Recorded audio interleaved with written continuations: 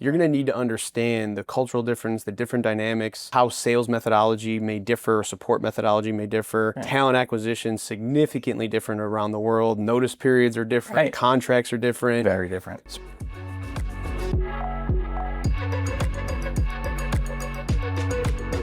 What comes first in your opinion when expanding globally, market traction or hiring? Hiring. I agree. Yeah, if I have to go for it, I'm going hiring. I agree. Based on what we were talking about earlier, I think if you go all into a new region in a new country, the amount of investment risk and infrastructure required is quite significant. Yes. And I think hiring is a low risk proposition to where you can accomplish both. You can start to get some market traction and analyze what are the resources needed, where do we need to pivot, and get situational awareness versus going full into a new region, I think brings a lot of undue risk. And that's been the most successful for a lot of our clients at Multiplier, has been able to test pilot regions through employer record, which we talked about.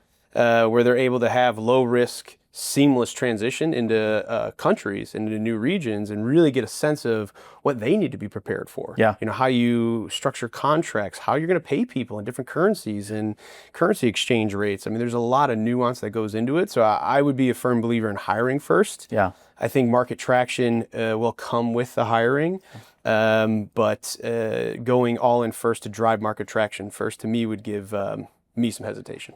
Yeah, I mean, I would imagine that knowledge of the market also supports market traction, right? And feeding back those sort of nuances of, well, how are you even operating in this country and will it resonate, right? If you're trying to expand there, I think that's a big one. I'm curious, when you see clients stepping into new countries, do you often see them hiring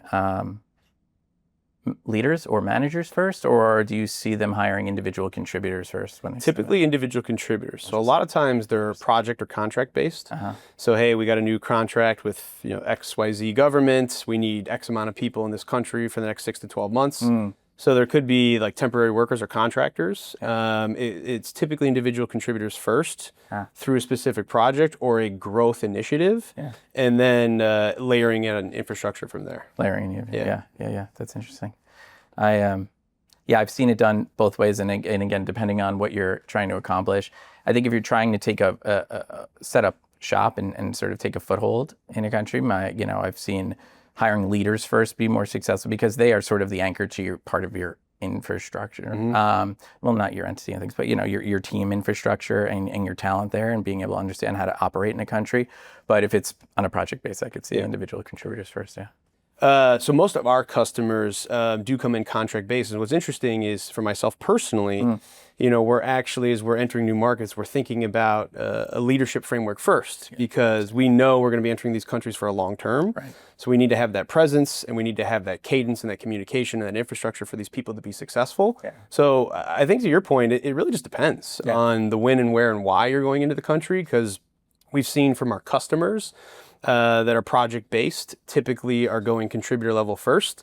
But then if it's a strategic long-term growth initiative like we are doing for ourselves, we're looking leader-based first. Yeah, that's right. So having visibility and a line of sight, and again, tying it all the way up, like I continue to say it, but tying it all the way up to your strategy and making sure it's enabling your strategy, absolutely critical. Yeah.